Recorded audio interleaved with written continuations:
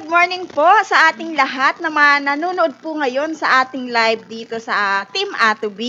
At muli po ay maraming salamat po doon sa ating mga kababayan na lagi pong nakasubaybay, lalo na po yung ating mga OFW na talaga naman pong ginagawang libangan po yung ating live streaming. Sa mga nagko-comment nga po sa atin na marami po silang natututunan. Maraming salamat po sa inyo. At saka sa ating mga kaibigan po, Luzon, Visayas, Mindanao, maayong buntag po sa ating lahat. Ngayong umaga po, panibagong topic na naman ang ibibigay po namin sa inyo. Ito po ay isa sa request na topic na hinihingi po ng ating mga kababayan po sa atin. Kaya naman po, panibagong pag-uusapan, sana po may makuha tayong kaalaman at nawa po ay maging gabay natin sa ating hanapbuhay. Ito po ang ating topic for today. Patok na pugulot.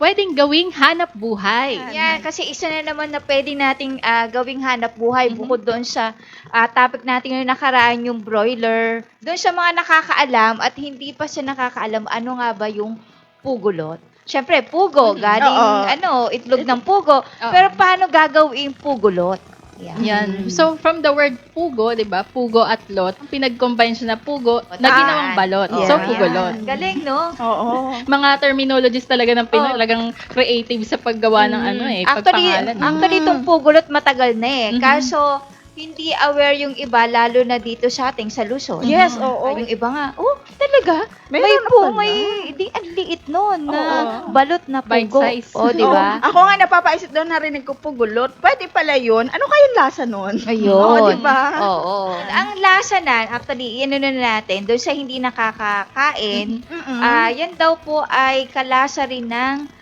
balot. Pero mas malasa yung pugulot, yung sabaw niya, mas malasa. Pero yung kung kakainin mong buo, parang balot din naman, pero may iba silang lasa eh. Siguro mas malinamnam. Ganun. Siguro nga lang, mabibitin ka sa isang kain lang. So, mapapaulit ka ulit. Yes. Yun na, medyo Small version ng ito ang maganda kasi, di ba? Ang balot, pag nakaisa ka, dalawa, okay na. Dito, habang medyo tumatagal, parang mapapasarap ka daw ng kain kasi iba yung lasa.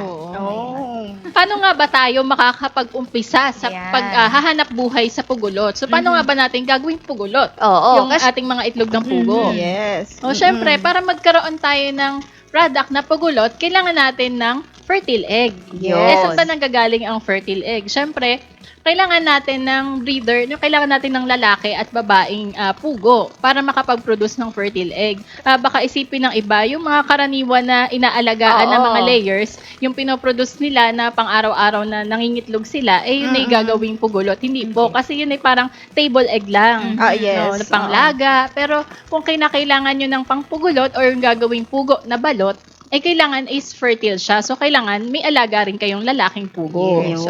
Kumbaga, ang sinasabi, yung ratio, 1:10. Pero para mas maganda at para lahat ay makaitlog yung mga babae, mas maganda is 1:5 or 1:6. Yes. Parang ganun. Para at least lahat ay maglilay ng itlog yung mga babae.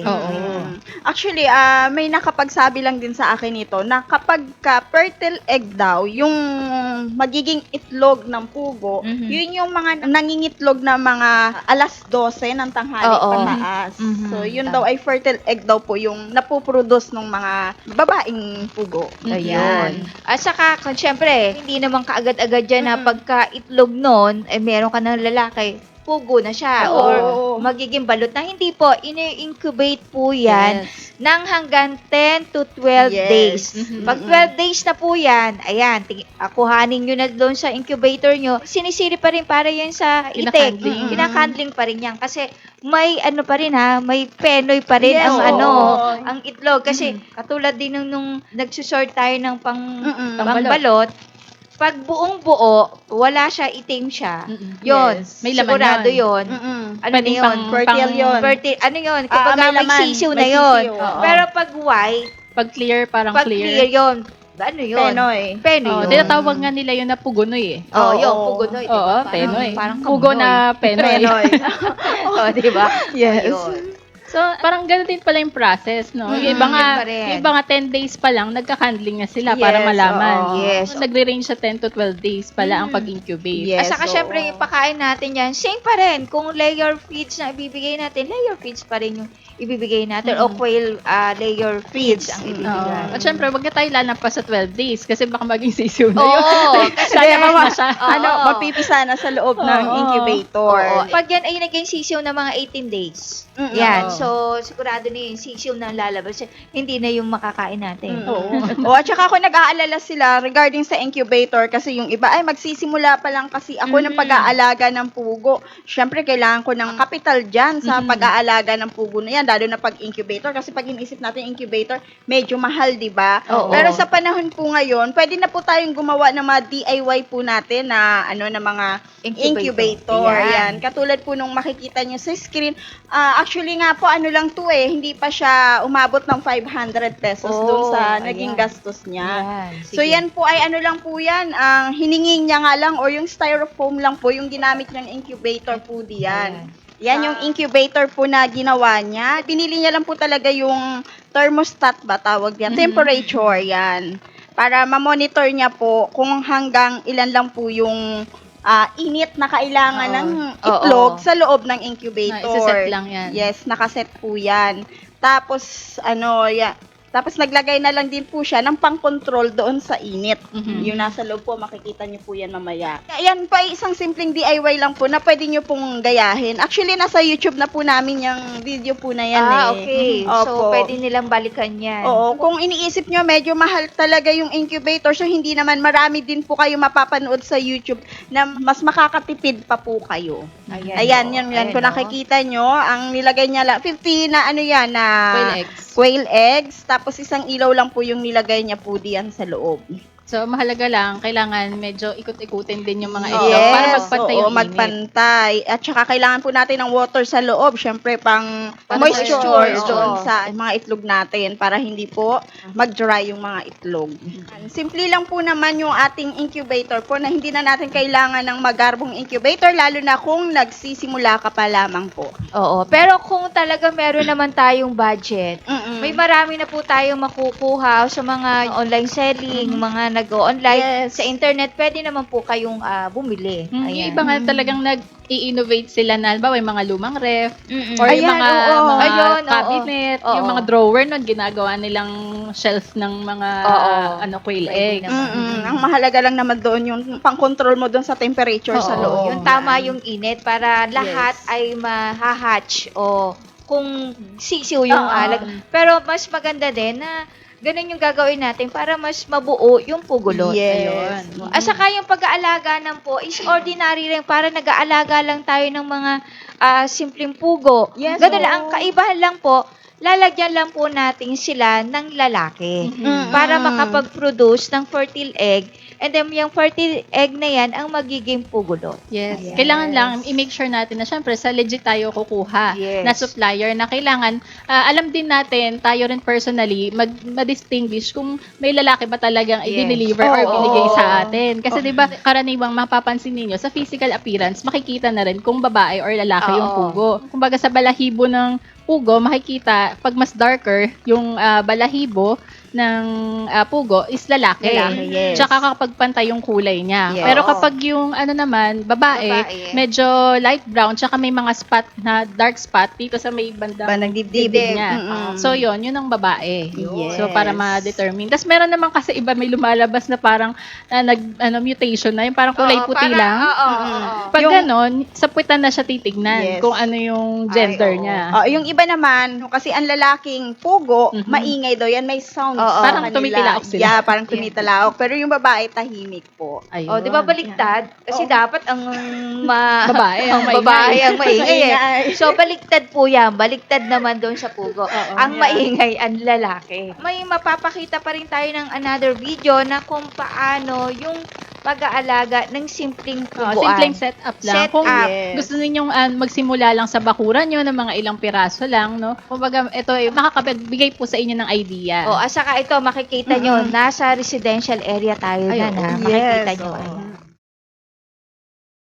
Nasa labas pa nga po ng garahe. Ayan, di ba? Tabing kalsada. Yes. So yan, yung pinakasentro po, kung makikita nyo yung open po na yun yung bahay ng pugo. Ayan, Ayan, oh. So, bahayan po yan. Kabahayan yan. Tabi-tabi yung mga bahay. Yan. Yan yung kulungan ng pugo. Yan. So, yan, silipin natin. So, yan ay naglalaman ng 50 heads na quail layers. Oo, 25 sa ibabaw, 25 din po doon sa ibaba. Ayan. Ayan. Ayan yung mga, nangingitlog na po yung pugo So, na ito naman ay inalagaan. puro babae lang ito lahat. Oo. Meron siyang kasamang lalaki. Meron din. May lalaki oo, rin. may Oo. lalaki po siyang kasama. Yan. Ayan, Actually, oh. yung kulungan pala na yan, yun yung dating pinakita natin before na nag-alaga tayo, yung mataas. Oo. Yan ay Oo. minodified lang po namin yung kulungan po na yan na ginamit po ngayon. Kasi yung isa po namin kasamahan dito, gustong mag-alaga ng pugo. So, yan po ay pinaliitan niya na lang, pinababaan niya na lang at nilabas niya po dun sa may garahe. Oo. Saka kung makikita mo ha, maganda yung ipot ng ating mga pugo. Makikita mo yung may mga white, ibig sabihin healthy. At saka yan ang magandang gawing fertilizer. Yun, Oo. oo. At saka makita mo hindi siya basa. Oo, Tapos oo, ang dry. pinakakain din, ito po, ang pakain po dyan is walang quail layer. Layer feeds po, yan yung mga malalaking Layer ang feeds. Oo. manok ang dapat ipapakain niya pero wala nga po daw makuha. So, ang ginawa po, pwede yung layer feeds na ordinary ang papakain Yes, natin. oo. Ayan. Ayan, ayan. So, yung feeder ay nasa harapan. Tapos, dito papakita natin yung setup naman nung sa inuman nila. Mhm. So, yan na may sa bandang likuran. Yan, DIY lang din po yan. Plastic lang ng soft drinks. Tapos nag-hose. Naglagay ng hose. Then, diretso sa sa drinker nila. Nipple drinker. Apat ba, Miss Mhm, Rachel? Apat yes. na nipple drinker ang Sa nilagay bawat diyan. cage. Sa bawat cage. Mhm. Ayan, di ba? Mm-mm. Ang galing. Para equally, makainom silang lahat. Yes, Mhm. ayan. Ganon din yung setup sa baba. Mhm. So, So, may apat din na nipple drinker. drinker din. Tapos kung mapapansin nyo, may pahaba na para kung hindi tumulo doon sa ilalim. May sahuran Ayan. siya. May sahuran Sahuran. siya, oo. Yan yung sa bandang kanan. And then doon sa kabilang side naman, yung kanilang feeder. feeder. Ayan. Oh. At saka yung setup na nakita po ninyo, yung dumi, madalas kasi ayaw nila mag-alaga dahil mabaho ang dumi, di ba, Miss Ana? Oo. So yan po ay, ang ginagawa lang, dinadakot, hindi po namin binabasa or nililinisan po yan, dinadakot na lang po, tapos lagay sa plastic. Kasi yung linoleum naman kasi is maano naman siya eh. Madulas. Madulas. Tapos So, pwedeng i-scrap mo lang ng yes. ganun. Okay na. At saka mapapansin nyo po, nasa bahayan po yan. Wala po kayong maaamoy na amoy ipot Yes, kasi nga oo. po dry. At saka po sa tulong ng technology, may technology po yung tubig nila. Kung Ayan. nakita nyo po, medyo dilaw yung kulay ng tubig. Ayan, no, Yan. diba? Mm. So, Ayan, ayan. yung mga inumin po nila. Nakahanda na po yung tubig na may technology po, na may atubi. Yan. So, So, kung nagwo-worry naman po kayo, bakit ang dami-dami namang nakalagay na tubig yan, hindi ba masisira or mapapanis yan? Oo. Hindi naman po, kasi ang technology po, kahit gaano katagal na nakalagay po sa lagayan na tinimpla nyo, hindi po yan napapanis. So, ayan. So, yan po ay isang simpleng kulungan po ng pugo na pwede nyo rin pong gayahin, lalo na sa mga nagsisimula pa lamang po. Ayan. So, diba? Okay. Napakasimple lang. At saka, talagang hinilagay doon sa Labas. harapan sa labas. Oo. Wala po talaga kayong, yun po yung ang kagandahan dyan. Huwag po tayo mag-alala kung mag-aalaga tayo kahit residential area po yung location nyo is hindi makakapinsala doon sa mga kapitbahay. Kasi nga nilalagyan natin ng technology dahil wala siyang amoy. Wala Oo. amoy. At Saka healthy yung mga natin, mga pugo. Oo, Ayan. talagang healthy. Di ba nga sabi, ang isa, kapag ka medyo mataas yung cholesterol mo, pwede ka pa rin kumain hanggang 3 Yes. peraso ng Oo. itlog na pugo. Pero kapag ka hindi naman hanggang 9 na peraso, pwede mong O, diba? kainin. Yun, di ba? Yan. Oo, sarap nun. So, kung nakita nyo sa video, ang gaganda nung na-produce na itlog, malalaki siya. Oo, yun. Hindi lang tayo nakakuha. Pero sa isang araw po, pakikita namin sa inyo kung gaano kalaki yung produce na quail natin. Actually, kumuha na po siya dyan ng itlog na nilagay niya po ulit sa incubator. Ayan. Oo. So, tip lang, no, kung halimbawa mag-aalaga tayo ng pang pugulot or may fertile egg, tapos gusto rin natin na magbenta ng pang table egg lang. Yun, So, dapat oo. may separate Yes. natin. Kasi syempre, mahirapan din tayo mag-segregate sa Oo. kung ano yung pangkain, tsaka yung Ay, oo. pang-incubate, Oo, di baka ba? naman At saka mapansin. kasi yung mga fertile egg, mas madali siyang masira compared dun sa mga Yes, table egg. Yes, oo. At saka ang kagandahan nito, speaking doon sa sustansya nito, alam niyo bang mataas sa vitamin A, yung quail egg, pugo, mismo Oo. rin yung Oo. pugulot. Hindi, mataas sa vitamin A, may choline po yan, at ano pa? Yung pang bodybuilding. Ah, Ano bang yes. tawag Sa doon? protein. Yo, sa protein. Ayan. Ayan. Kumikita pa tayo, so nagkakaroon pa tayo ng malusog na pangangatawan dahil masustansya po yung pugulot. Yes. So, dito sa pugulot, hindi lang naman porket Yun. pugulot, fresh lang yung ating maibebenta. Kumbaga, nilaga mo lang yung Oo. pangbalot na pugo. So, marami pa tayong innovation na magagawa Yun, out of oo. pugulot. Actually, siguro yung iba nakapagsimula na dati pa, hindi lang gaanong familiar pa sa Yes. karamihan. Oo. Mhm. So, pakita natin yung mga ibang sample ng product. Ayan. Ayan. So, ayan, yung nasa gitna, syempre, yun yung usual na nilaga na yung pugulot. Yung itlog ng pugo. Itlog ng pugo. Yung iba naman, ginagawang gourmet. Ibig sabihin yun, binabattle na siya, tapos nilalagyan ng mga flavorings. Merong pugulot in adobo sauce, or pugulot in okay. olive oil. Tapos yung may nakita pa nga ako, pugulot with Oh, with kimchi. Yes, oo. Sa online, maraming ako nakikitang ganan. Oo. Kasi gusto ko sanang bumili ng pugulot na fresh. Sa online yan po makikita nyo mga nakabattle-battle na siya. O, diba? Maganda talagang pagkakakitaan kasi pwede mo siyang i-process. Kumbaga talagang tumatagal pa siya, no? Siyempre, mas malaki kita dyan kasi medyo mahal, di ba? Yes. Actually, nag-inquire po ako ng itlog ng pugo. Hilaw pa po siya. Nasa 10 to 12 pesos ang isang piraso. Oo, tinan mo, parang Oo. isang table egg na malaki na, Yes. Isang Oo. piraso lang yun ha. 10 to 12 pesos po ang benta po nila. Oo, syempre kung ipaprocess mo pa na ganan, hindi lang 12 pesos ang pwede mong ibenta. So, mas malaki pa, doble pa, di ba? Tsaka pwede ka pang gumawa ng mga recipe out of pugulot. Yung iba nga ginagawang sizzling. Oo. Ayan, sizzling. Parang Diba, sizzling yung- adobo diba na yung- may pugulot. Oo, Ayan. yung iba naman, di sauce, pwede mo din siyang galawing kaldereta. Oh, di ba? Yes. Oo. Actually, kapag ka may mga restaurant, yung pugulot na adobo, oo, kasi hindi pa ako familiar dun sa adobong pugulot. Oo. Gusto ko po talaga matikman yan, promise. Oo. O, di ba? Kung meron tayong restaurant, kumbaga yan yung pinaka-specialty natin, di ba? So, talagang dadayuhin tayo ng mga may hilig kumain ng mga balot-balot, di ba? Yes, oo. So, di ba, parang nag-e-enjoy ka na, nakakainin siya dahil nutritious pa, hindi ka mag-worry. At saka, kumikita ka pa at the same time. At saka Yes. nalilibang ka rin sa pag-aalaga. Yes, oo. Oo, at totoo isa yan. yan talaga sa pwede nating ilagay natin sa listahan natin. Ito yung pwede nating aalagaan na talagang kikita tayo ng medyo maganda. Yan, isa yung pugulot po ngayong taon na to na pwede Yan. nyong gawing hanap buhay. At saka kung may mga question po kayo at meron po tayong i-share sa ating mga viewers, pwede po kayo mag-comment yan at ating babasahin. Yes. At saka baka meron na sa inyo na nagsisimula ng gawin itong business na to, pwede nyo rin i-share sa amin para makapagbigay din ng idea dun sa mga kababayan natin na gusto ring pasukin itong pugulot business. Yes, opo. At saka dun sa mga nagpapatulong po, sana yung may ma-experience na po, no, makapagbigay din po ng information dun sa mga gusto rin pong matuto. Yan. Napakasarap po magbigay tumulong dun sa mga nangangailangan ng mga information po. Mahalaga po yan sa kanila. Ayan, pag hindi na po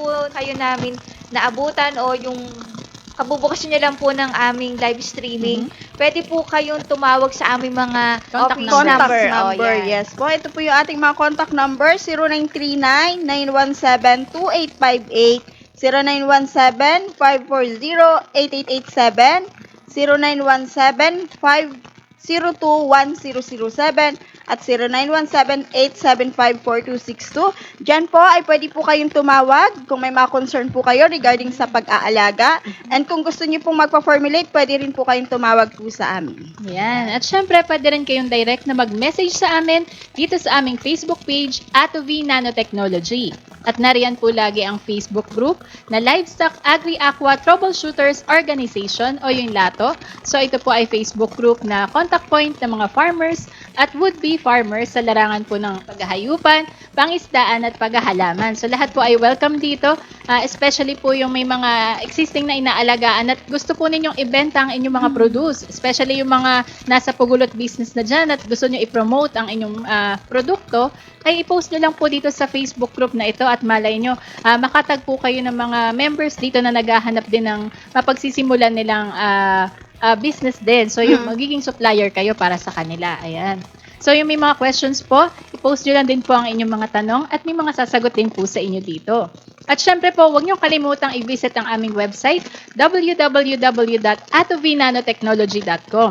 So, makikita po ninyo ang mga information tungkol sa technology at iba pa naming products. So, open pa rin po ang forum section. So, yung may mga questions po, i-post nyo lang din po ang inyong mga tanong at may mga sasagot din po sa inyo dito. Ayan. Ayan, syempre, huwag niyong kalimutan i-visit yung aming YouTube channel na Team Atovi. Lahat po ng mga gusto niyong malaman about sa farming, sa duck, sa baboy, sa isda, sa pagtatanim ng palay, sa mga gulay. Meron po kami mga discussion po dyan.